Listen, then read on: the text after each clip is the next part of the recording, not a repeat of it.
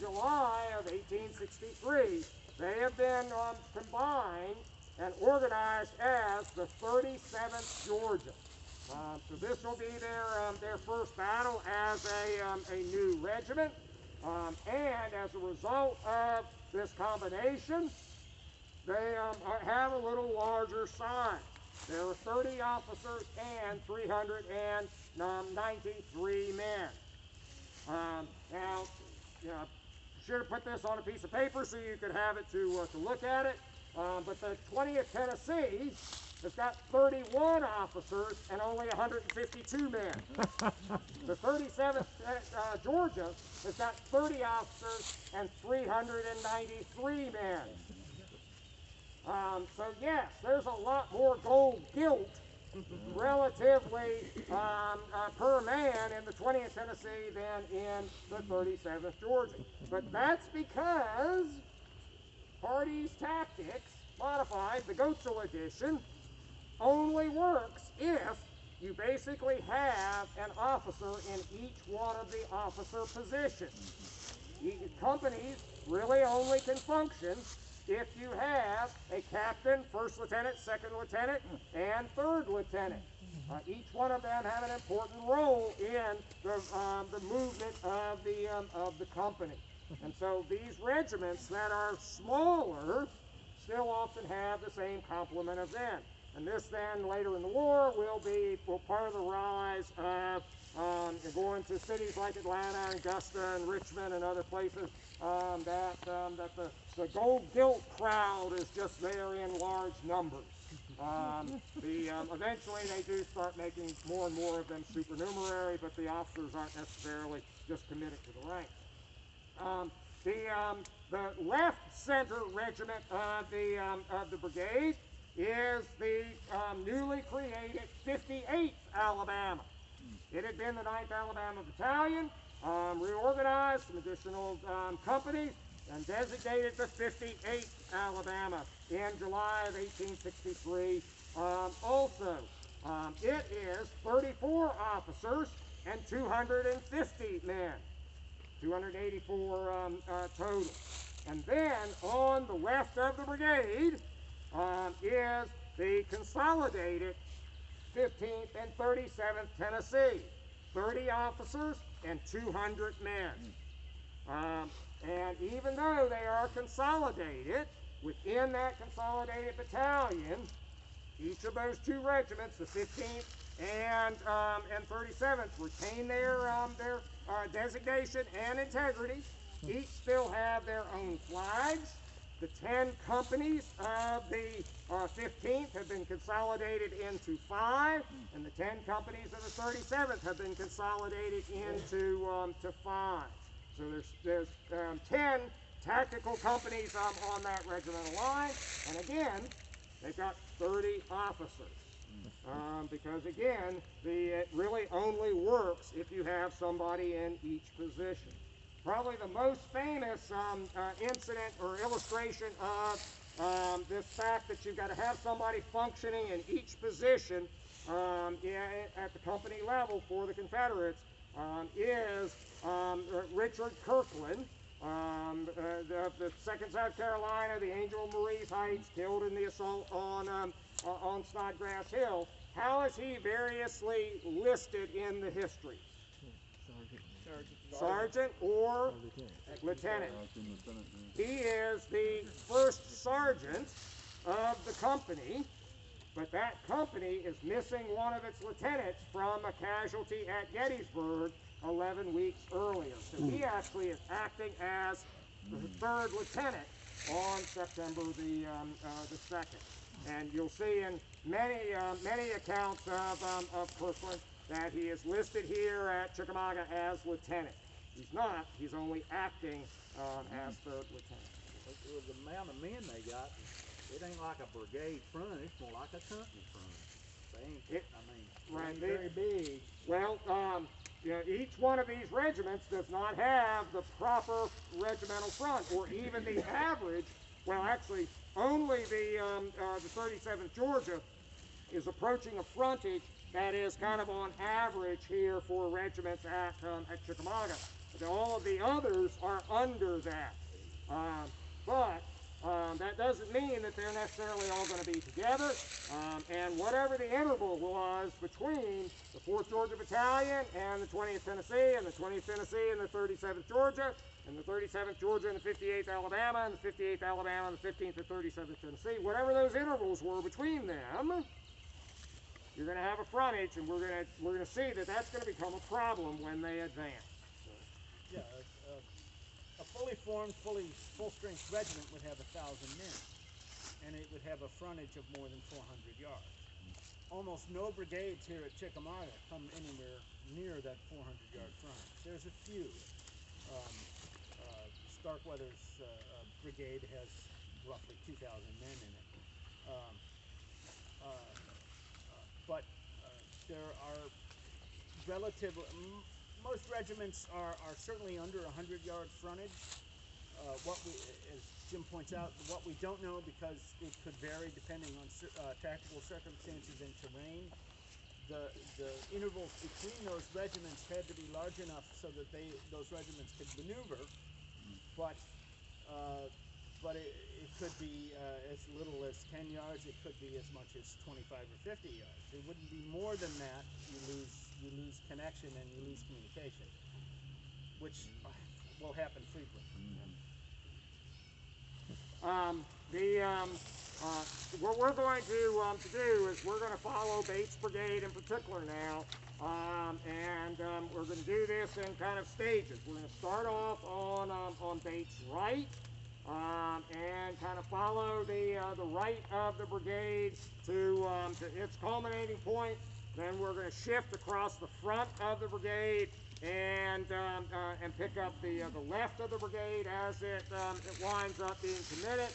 And then we'll shift back to the middle of the brigade. If you look at these handouts, the Friday AM2 map that says AM2 up there will give us a close-up of as we're sort of entering action. And then when you flip that over to the Friday AM3 map, first of all, you'll see fate is totally different, but we will be describing and moving back and forth to deal with those circumstances. So we're right now we're going to be kind of walking the approach or the movement of the 4th Georgia Battalion, which is just going to participate in the fight as a regiment, not as skirmishers. But there are only 3 companies, 92 men, so relatively small formation. And the 20th Tennessee. That's primarily what we're going to be emulating right now in our advance. One of the 20th Tennessee soldiers gives this description of Bates starting forward into the action, which would have actually occurred behind us in that direction. Brown is already engaged. There was roar after roar of musketry and artillery, and rebel yells that could be heard for miles away. After a struggle of about half an hour, that gallant command, Brown, had to withdraw, passing back over Bates' line. Brown soon uncovered Bates' front. At this time, everything we had was exhausted except Bates, and the point had not been driven in. We had lain there and had seen 2 of our best brigades go to pieces, but as soon as our front was clear, I heard someone coming from my left. My regiment was the right of the brigade. Notice he says the right of the brigade. Technically that's not the 4th Georgia Battalion, but where's the 4th Georgia Battalion ideally going to be deployed? In the front. So the 20th Tennessee would be the right. I heard someone coming from my left on horseback, and it was General Bates riding his old single-footing sorrel. I was standing near Colonel Thomas Benton Smith, our regimental commander, when General Bates rode hurriedly up to him and said, now Smith, I want you to sail on those fellows like you were a wildcat." At once, Colonel Smith gave the command, "Attention, battalion! Fix! Bayonets! Forward! Double quick! march!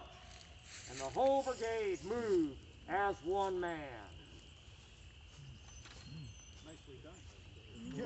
Fantastic acoustics down in here. I wanted to run. Most of you all know I'm full of hot air. When these regiments were consolidated like that, did the officers have any say on which regiment was going to be consolidated with, or did the higher up say, hey, you guys?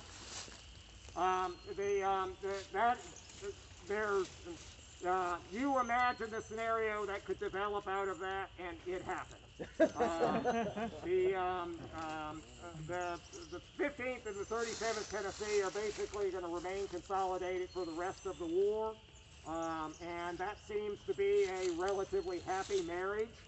But in Gavon's Arkansas Brigade, if we had Lee White here, we could quiz Lee White. Give us the consolidation organization of Liddell's brigade on June 1, 1863, and he'd rattle off what it is. Now give it to us on June 2, and it would be different. It's not quite that bad, but in some brigades they would switch, they would tear them. What Bragg's order was that any regiment that was under 400 could potentially be consolidated. So if you are consolidated and you somehow can get your regiment back up above 400, you could be unconsolidated. In the winter of 1862-1863, there were a lot more consolidated regiments in the Army of Tennessee. In the spring, as their numbers, returning wounded and recruits, draftees, as those men started to come back into the ranks, a lot of those regiments were able to return to their own formation. And in the course of writing the Tullahoma book, we have one commentator who says it was one of the happiest orders we received was when we were allowed to return to our own organization and unconsolidate. So there are just innumerable variables to all of these changes. So. And part of Bragg's thinking also is that I'll fill officer vacancies without promoting somebody from the ranks. Also, he's thinking I can get rid of some officers that aren't really good. A lot of these supernumeraries who are deemed still of some value are sent on recruiting duty or conscript duty. Gideon Johnson Pillow's Volunteer and Conscript Bureau is full of these guys who supposedly are sweeping the hills of southern and eastern Middle Tennessee and East Tennessee and North Alabama and North Georgia for conscripts and guys who need to return to the ranks and the like. And by the summer of 1863, Pillow was having some significant effect. He brings about 5,000 men to Bragg's army by late June of 1863 through this effort, but probably half of those men desert in the retreat out of Middle Tennessee. Tullahoma cost Bragg at least 5,000. Probably half. In the 48th Tennessee, I've done a lot of work with. About half of the guys who get rounded up by the Volunteer and Conscript Bureau in the spring of 1863 desert on the retreat out of Middle Tennessee. The other half desert in the weeks before the Battle of Chickamauga. So by the time of the Battle of Chickamauga, they're all gone. So now, I won't make you go at double quick, but we now are going to follow a path that is going to emulate pretty closely the path of the right of Bates' brigade. And it's going to veer a little more northward, largely because, again, the sound of the guns in the fighting. And it's going to begin to, as you can see on the map, break up Bates' frontage. And whatever those intervals are between the regiments, that's going to be a factor here in the breakup. I think Mark Hill mentioned that Gross's brigade was kind of idle when Stewart was coming through, but don't they get Gross and Bates? They will eventually. Gross will get into this fight as Bates advance gets close. Because bait's going to actually push up closer to the rope. All righty? All right.